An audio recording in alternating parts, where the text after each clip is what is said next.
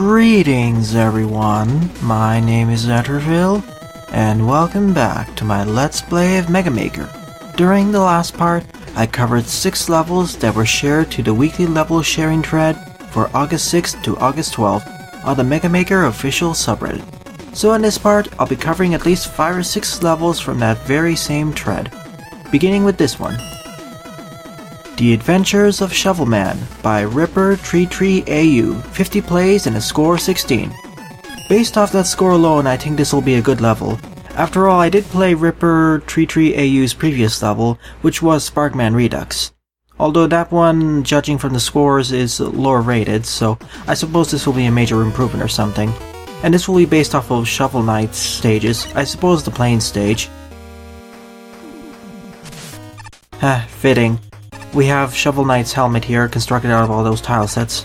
Oh, and also the usual disclaimer out of the way. If you want one of your levels to be featured in a future part, please leave the name or the ID of the level in a comment below, or direct message me on Twitter. And also, the link to my full disclaimer of this entire LP is also linked in the description below. Okay, for this one we only have access to the charge kick and the top spin. Fitting, because Shovel Knight's abilities are only melee focused. Unfortunately, we don't have a melee weapon that we can attack enemies with like the Slash Claw. That would have made it much more authentic, because we could use the Slash Claw as a replacement for Shovel Knight's shovel. Oh well. At least this feels a little more authentic than the Shovel Knight remake stage that I played a few parts back, because that one you could use only the Mega Buster, but here we only have melee tactics, which make it a lot more interesting, personally speaking. I know what it's saying here, you're supposed to use the top spin in order to bounce off that mat, but you can also just use the double jump properties of the double jump properties of the charge kick. That also works, although it's a bit more risky.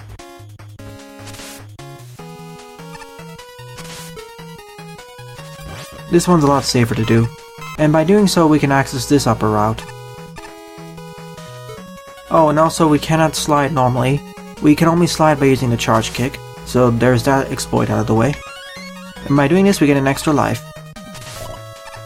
Okay, I don't recognize the level structure exactly from the Shovel Knight planes like the previous remake of Shovel Knight was, but this one feels a bit more authentic with all the melee tactics. And the level design is introducing the gimmicks in a relatively fair fashion as well. And I do like how this is also acting like a tutorial, because for any section where you're forced to use a special weapon, it actually shows somewhere on the screen with those indestructible blocks of what you're supposed to use to get up there. Like here you're supposed to use both of these batons and use a top spin in order to bounce off of them and reach the upper pathway. And there's always extra special weapon energy in case you need it, which is always quite appreciated so you can't get stuck or are forced to farm. Because in the original Shovel Knight you would be able to bounce off of enemies infinitely because it doesn't cost weapon energy or magic power or mana. If there's another thing I would like something to be added to the engine, it would be the ability to make multiple weapons have infinite special weapon energy. Like in this engine you can only have one special weapon or weapon have infinite weapon energy, which is the one in your first slot. But I would like a future edition to make it so that you can set a particular special weapon or several special weapons to have infinite energy, like make it so that the charge kick and top spin both have infinite energy. Or make it so that none of the special weapons can have infinite energy or all are limited. Although you can technically do that now by shifting around the slots and setting Mega Man's default slot or default weapon to nothing. And perhaps even more control, like the ability to increase the amount of ammo your special weapons have, like double it, halve it, etc. That add for a lot more control and create a lot more creative stages, or allow for more creative stages.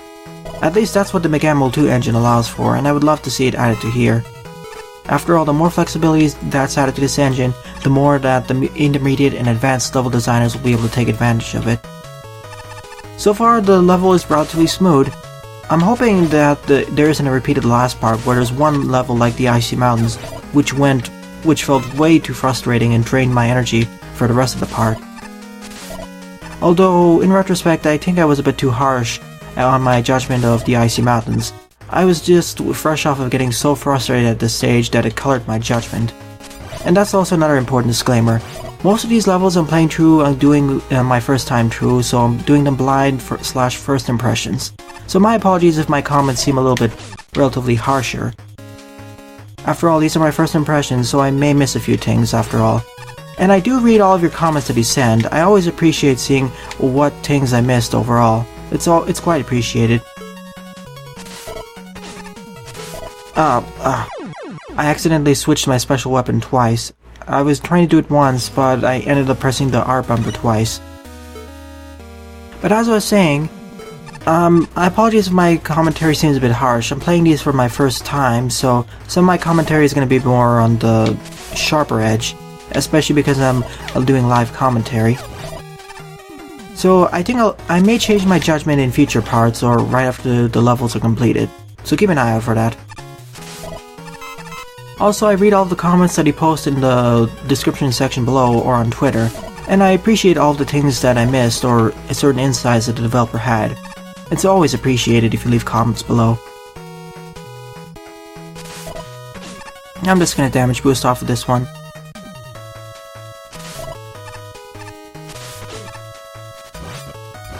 I could just do an air jump over there or air slide, but it's a bit too risky.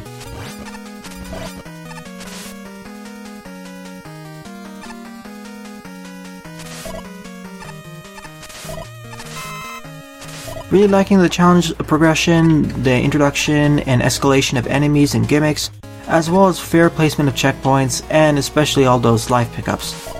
Like, this is a great place to put a checkpoint here. It really feels like a traditional Mega Man stage in that regard.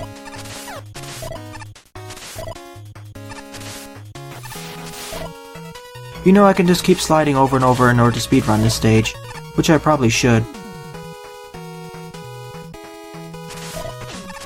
Of course, there are situations like this where I completely fail to do that. Also fitting to use Nightman's team for Shovel Knight's stage. After all, they are both knights. It would be quite interesting to see a crossover battle between Nightman and Shovel Knight. I would bet on Nightman, or I would bet on Shovel Knight winning that encounter because Nightman is rather bulky and slow. And of course, as expected, there are some secrets here. As long as you go off the beaten path, you can get some extra lives or E-tanks. Always quite appreciated when levels have that.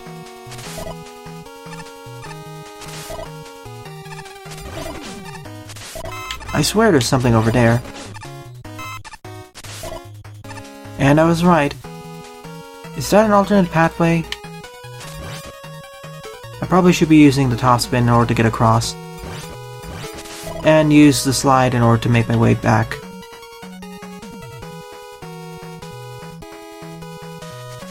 Oh darn, I should have waited one extra tick.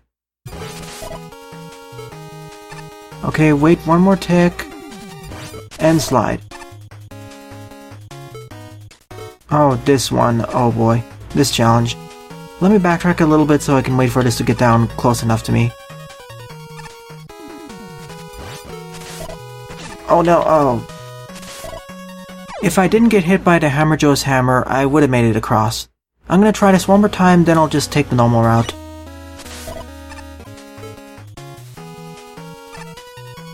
Oh, that's it, I'm just gonna take the normal route. I was a bit too hasty there. It's probably just for some extra goodies.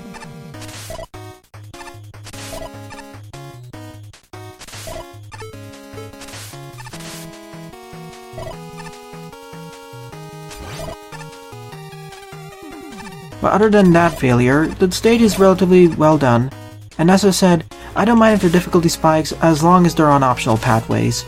If they're on mandatory pathways, then I'll complain about difficulty spikes. Ah, and that's where the pathways link up to each other. I think just after that last screen I would be linked up to here, so I won't view it in the level editor. We know where it all connects to. Also, nice introduction to the footholders there. I suppose we will be doing it over a bottomless pit as expected. That was my fault for being too hasty. I should have just used the charge kick there.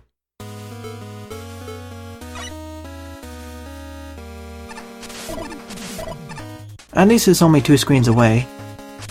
It could have been much worse.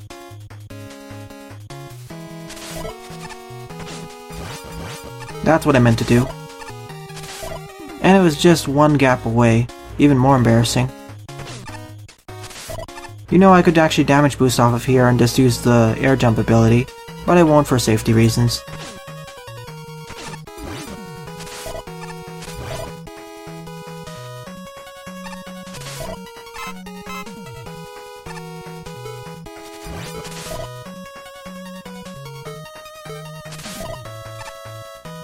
And that's the I'm not sure if this stage was actually built to work with the air jump of the charge kick, because it makes the stage a lot easier.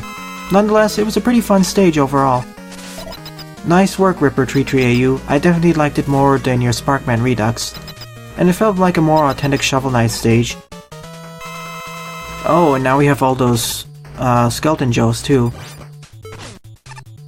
Of course. Oh, okay. He's not weak against anything. So I guess it's gonna be a traditional battle then. This is gonna be a problem, especially with all those bones.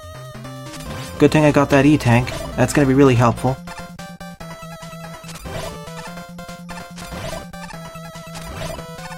If I can keep him jumping, then I'll be in much better shape. That's it, I'm just gonna use an E-Tank, just for safety.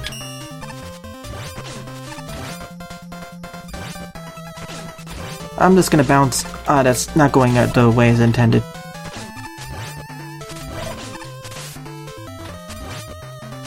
And that's the end of the Adventures of Shovel Man. Overall, a pretty solid traditional Mega Man stage that borrows a lot of elements from Shovel Knight in a way, or rather tries replacing them with interpretations using the top spin as well as the charge kick. Pretty nice, although I wish there was a melee weapon that Mega Man could use, maybe even Nightman's Mace, or perhaps the Shovel Claw, which would make it a little bit more authentic. And perhaps give me infinite weapon usage to all three of them, so that you can go through the stage without having to refill. That would make it the most authentic. So great job overall, Ripper. You deserve the upvote. Second on the lineup is Turn-Based RPG by LambSauce, 34 plays and a score of -1. From the looks and sounds of it, this is going to be more of a gimmick-based stage, something based off a turn-based RPG, although it seems like the reviews don't really like it. Always check to the left just to make sure if there's any extra secrets. Fight. We have a whole bunch of special weapons. Fight. Item. Okay, so the left part of the screen is fighting, right part of the screen is item. So left will be the fight command, right will be the item command.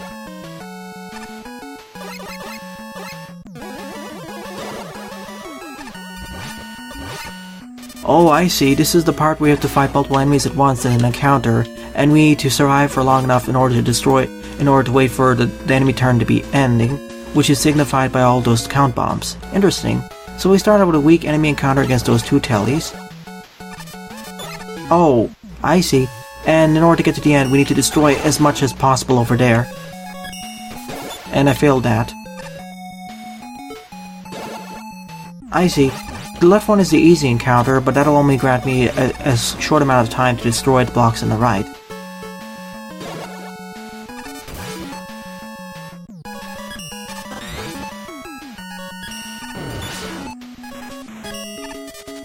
Oh, oops, I thought I could have opened it on the right side. I see, if I take this route...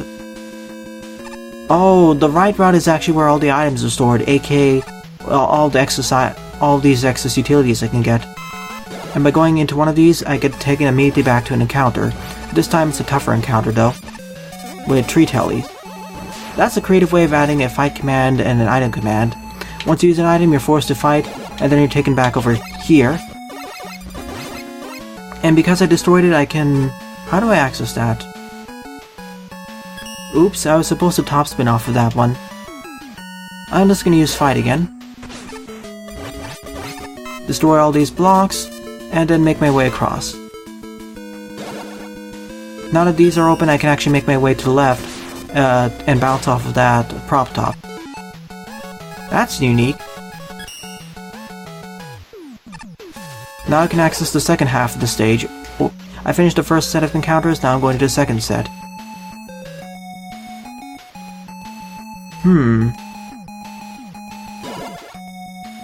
Oh, that was a checkpoint. That's actually a clever place to put a checkpoint, actually, after the end of the first set of encounters. And afterwards we go up here to all of these... The over-excessive use of ladders, personally speaking. We don't need that many ladders.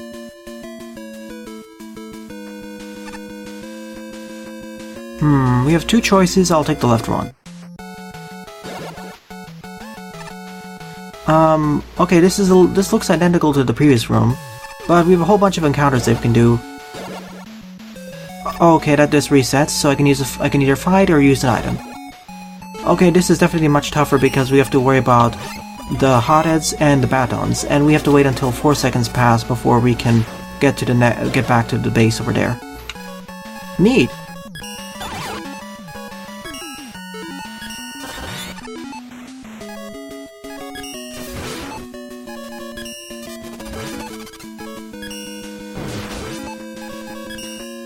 Oh darn, I almost...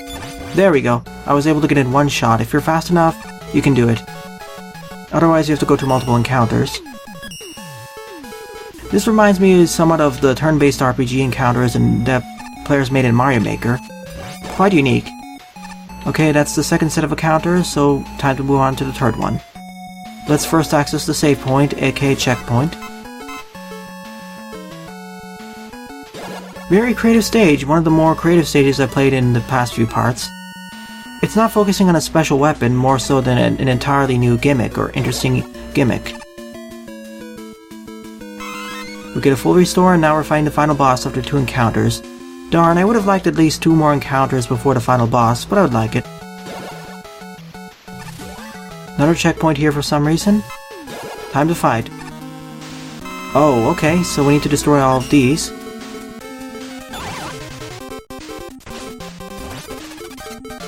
I'm just gonna use this.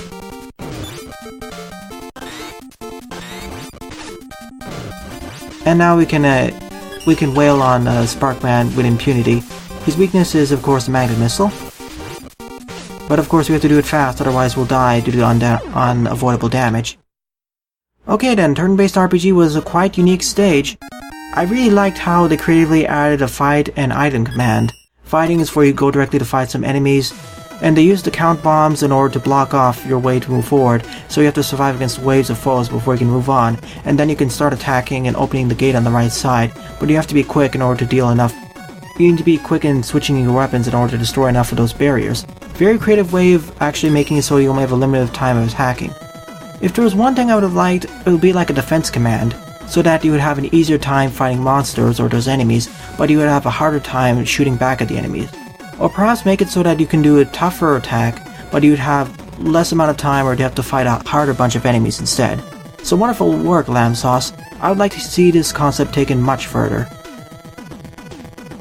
Third level on the lineup is Scourge Forest by Beryllo. 19 plays and a score of 7. I really liked the previous 2 levels, so let's see how this level stands up or fares. Okay, we have Woodman's team, haven't heard that for a while.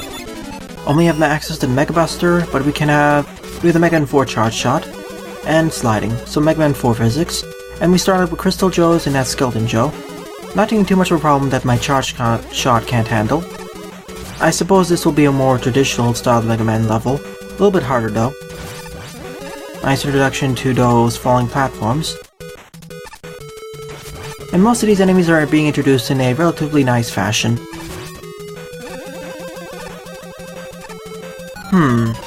I can't get up there from here, so I suppose it's the loopback point for an alternate pathway.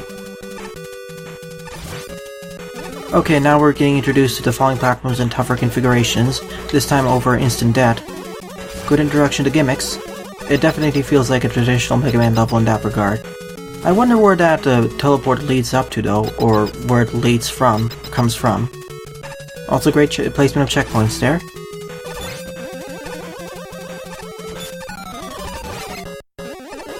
I guess we're now climbing up this tree or something. Tree temple. It looks like a tree, but we don't have the tile set maybe.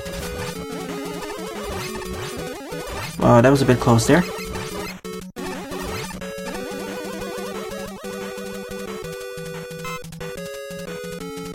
And I do like how this level provides restraint with using enemies. It's using a smaller set of enemies in comparison to many other levels in Mega Maker, and it's using them in a lot of different configurations, and pretty well, so I do enjoy it. Some stages in Mega Maker kind of go too crazy in the number of enemies they introduce, combined with the gimmicks they have, and so it results in stages where either the gimmicks get underused, or certain enemy types are overused, plus the things get things get like a kludgy mess in a way, where things aren't introduced in proper fashions. This I'm fine with because there's a checkpoint nearby. Now, if I had limited lives, I'd be complaining about that a lot more. And I was mashing the slide button. To be fair, I've always had some problems with the Sparkman platforms, even in other Mega Man games. Many due to things like warping like that happening.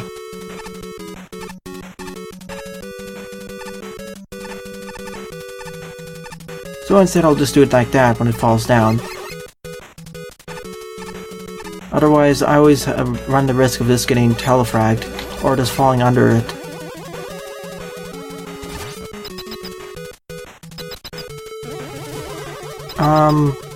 Okay, we're at the end of the stage right now. I was expecting this stage to go a bit longer, but apparently not. It's been a while since I actually fought Plant Man, so it's nice to see him again. Oh, I completely messed up that pattern.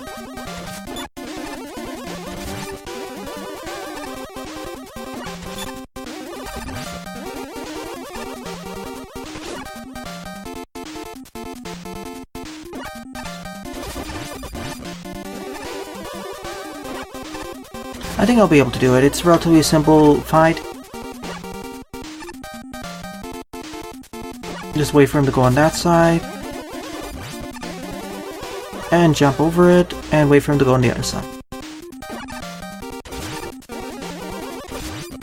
One more hit should do the trick. And that was the end of Scourge Forest. It really felt like a little bit tougher version of a traditional styled Mega Man Classic stage, with nice introduction and elaboration and combination of enemies and gimmicks. And it felt like the same way in terms of size. It only felt like it was 25 to 30 screens long, which is slightly longer than a traditional styled Mega Man level, but it feels about the same length, personally speaking.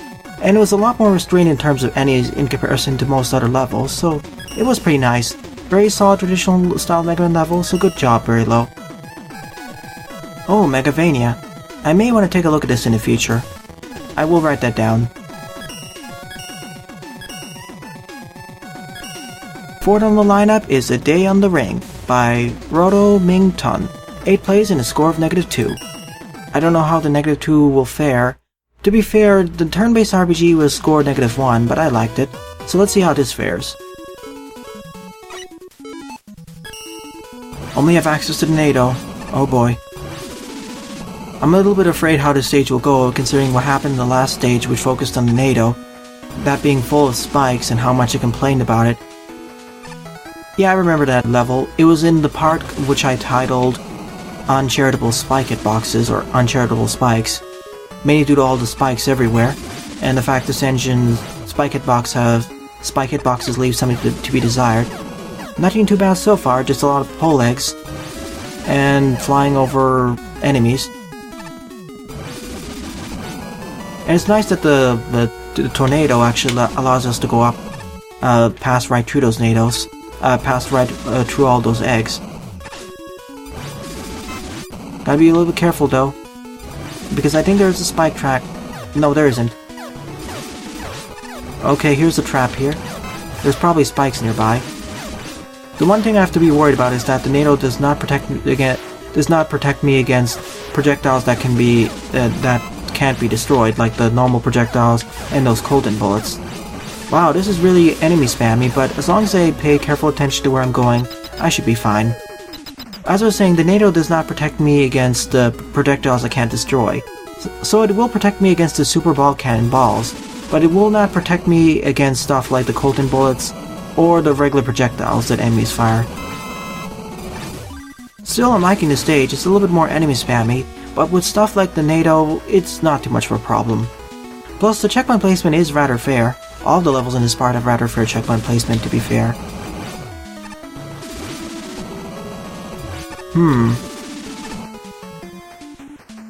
I'm missing something. Oh, I think I know what the problem with this stage is. This stage was made before the clipping glitch for the NATO was fixed, so I think you're supposed to use the clipping glitch of the NATO in order to clip through the wall and access the right part of the stage. At least that's what I think. I see no more ways of going forward throughout the stage. Yeah, there's no other way I can go through the stage, so I'm just gonna exit it. I see why it's a -2 now. Let me download it so I can actually see how the stage is supposed to be completed.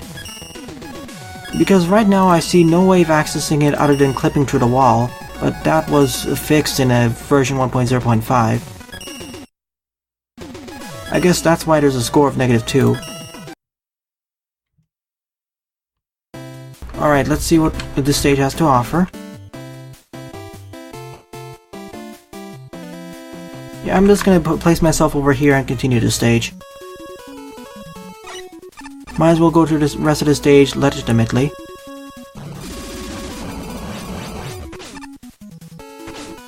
Oh, whoa, what happened there? See, the rest of the stage seems to work fine over here. It's just that one portion that broke a little bit.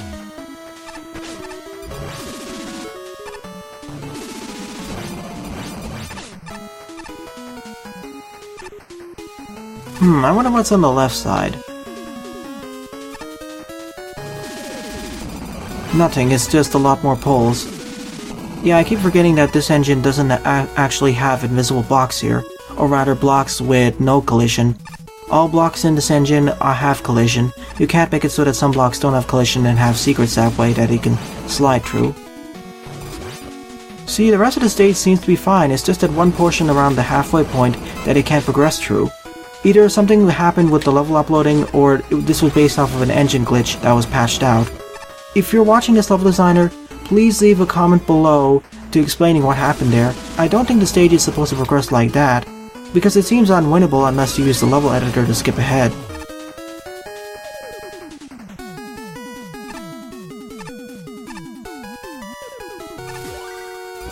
And I have my suspicions that it was either based off a glitch or something else, because the rest of the stage works well, or the upload broke it somehow.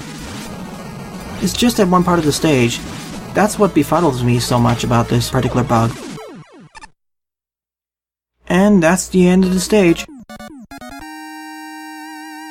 It was certainly more of an enemy spammy stage, but it really showcased how powerful a mock tornado, or rather NATO, works in this engine, especially with weaker foes like the poles and whatever else. But I can't really give it a thumbs up or thumbs down until that issue is cleared up. So sorry, developer. Fifth level on the lineup is Brinstar 1, Super Megatroid, 7 plays and a score of 1 by 00 Nothing. Oh boy, this is probably going to be one of those Metroid recreations, and if I'm right, this is going to be one of the longer stages of this part. You know, I'll probably dedicate an entire episode to playing Metroid-like levels. Based off the loading times, this is going to be one of those bigger levels, so I guess I'll have to end off this part with just this final level because of how long it is. Now, the last time I played Metroid 1 for the NES was a long time ago, so I probably don't remember the level structure of Brinstar from there. So my apologies if I don't know how accurate it is to that one. The first thing I do know is that there's supposed to be an elevator shaft that takes you from a criteria, which is up over there. So I know that at least. Of course, that was added in Zero Mission, I believe. I don't think we started... Well, we did start out similarly in Super Metroid, though.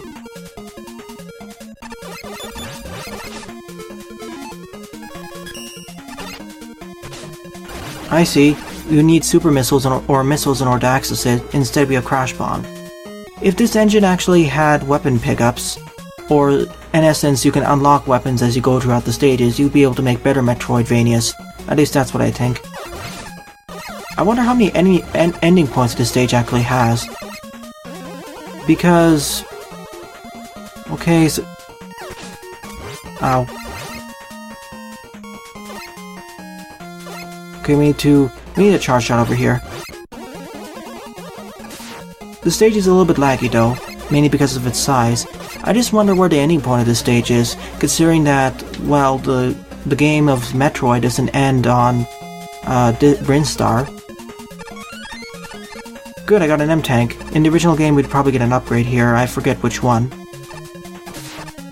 But as I said, this stage would be certainly more improved if we actually had weapon pickups, where we could pick up special weapons as we go throughout the stages. At least that's what I think.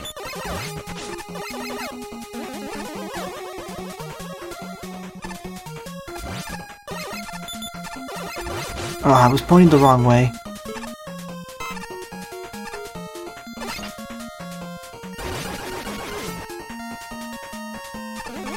Well, I'm close to death now.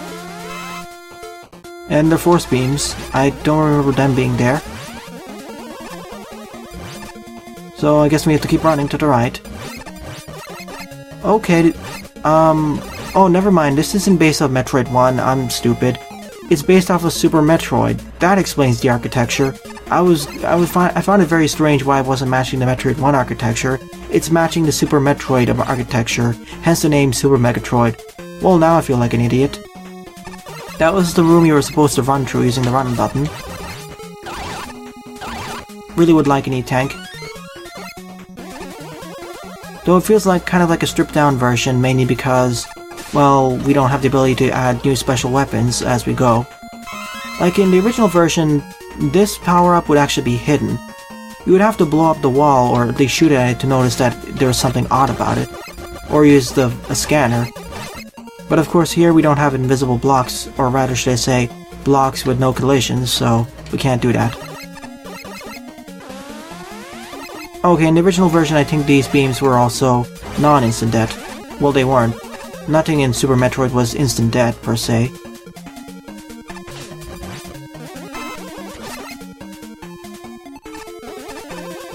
This was the save room, I suppose. I suppose the stage will end once I get to the bottom, or something.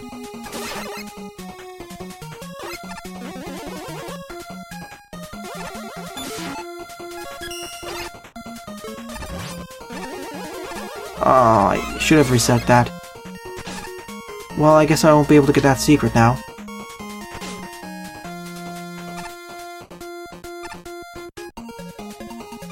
I guess that's a one-way door on the other side of the screen, so keep going down. Oh, force beams. Well, they're non-damaging kind, but still. They still hurt quite a bit. Well, no way to go other than left. Ow. Really would like an extra health pickup. Would be appreciated.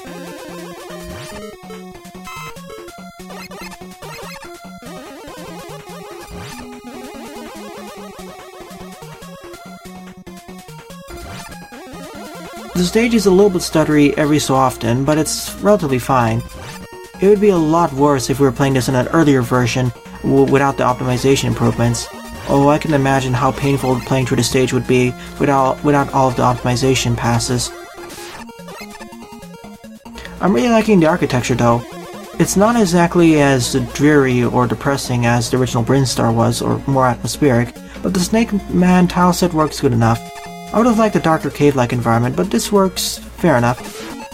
Also, because I hit a checkpoint, I think I'll just restart at the nearest checkpoint, because I need a life refill.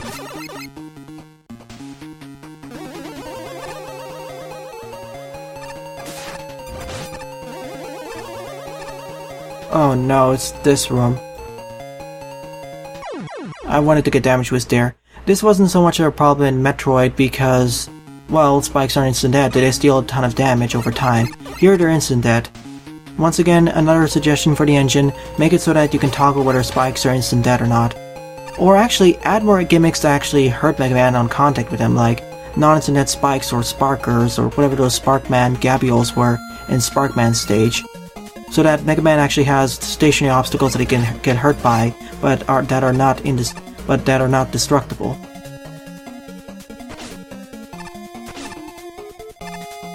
I'm not confident in making that jump, that's why I wanted to damage boost off of that. And I do have an E-Tank just in case. Ah, whoa.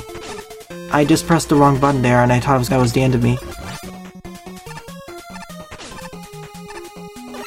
Sure, I'm taking a bunch of damage, but I'd rather do that instead of getting instantly killed. And now we have a teleporter maze.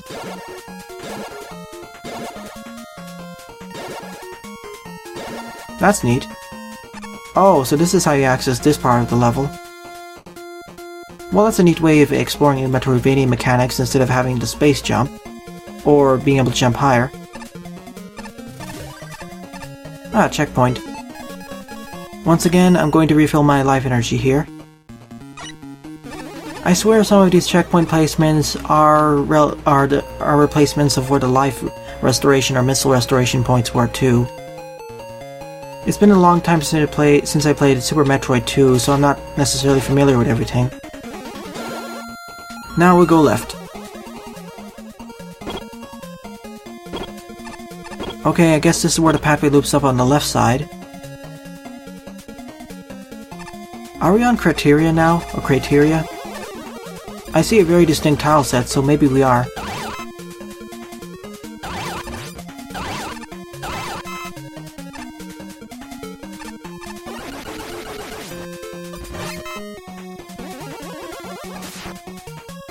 If there's another thing I really like, it's the fact that the developer or designer gave me access to the charge shot. It's similar to Samus's charge shot after all, or charge beam. Or rather, ability to charge her up her beam. Yep, this is a rather long stage. They are really faithfully trying to recreate Brinstar, or at least part of Brinstar. Of course, taking it to a more linear game like Mega Man, or in a more limited engine like Mega Maker, it's quite an interesting feat. Although you can make the stages in Mega Maker much less linear by adding a lot of party balls and multiple exits, so there is that. Now I'm just going down here. There's no need to go on the left. Oh wait, there is. Darn. Well, that sucks. Oh no, the lag is killing me.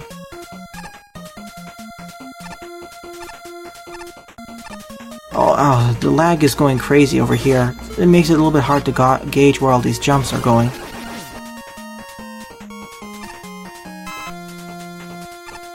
Oh, wait a minute. You mean I can't even access that?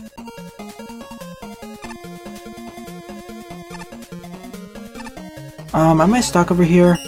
No, I think I need to... I think I know what I need to do. The lag always kind of throws me off for those jumps, so I can't make it as easily. Like here, for example. So annoying. I think I'm trapped over here, so I need to use my checkpoint restart. Kind of unfortunate, if you ask me.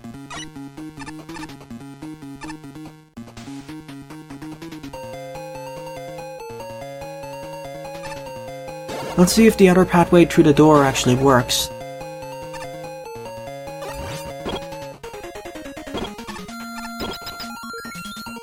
Yep, it works, and it leads, all the way back to the beginning, unfortunately.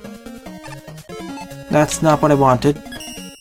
Especially because I can't climb back up. Oh, and it's a one-way door, too. In Metroid, there are barely any one-way doors. Outside of boss fights, of course.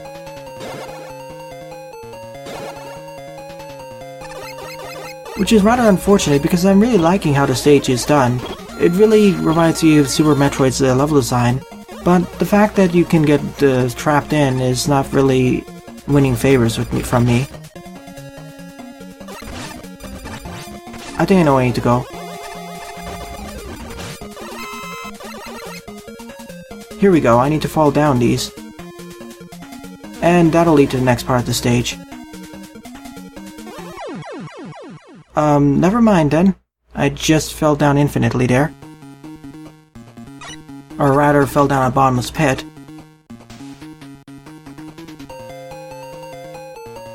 I would have liked if that led to somewhere else instead of just leading to instant death. That would feel a lot more like Super Metroid. Because like I said, in Super Metroid, nothing is instant death, as long as you have enough health. And I would have liked if those boss doors actually unlocked the other way so you don't get trapped. and have access to a map too.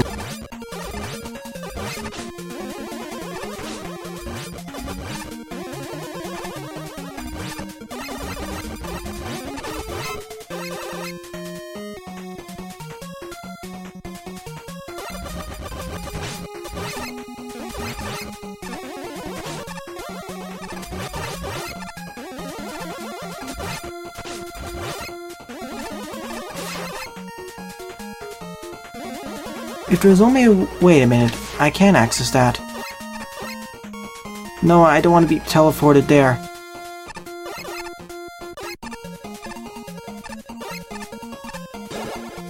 That's how you access that.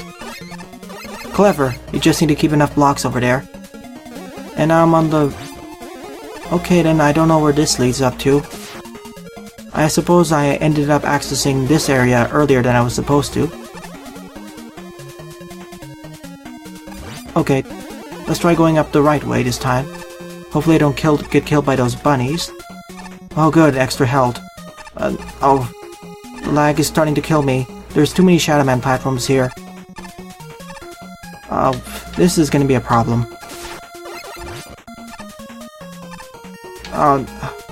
If only that spawned in a better position.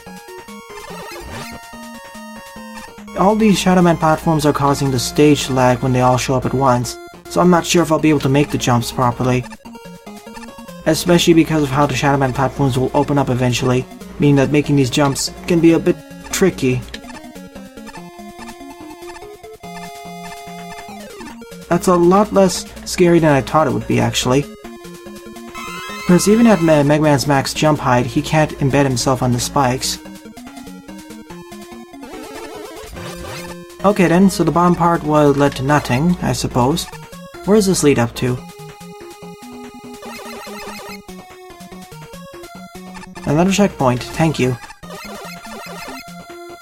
And because this is based off of Super Metroid, which Brinstar didn't really have an end, I can't really tell how far or close I am to the end of the stage. And this is only Brinstar 1. I can only imagine how big Brinstar would be if the entire stage was based off of its incarnation Super Metroid.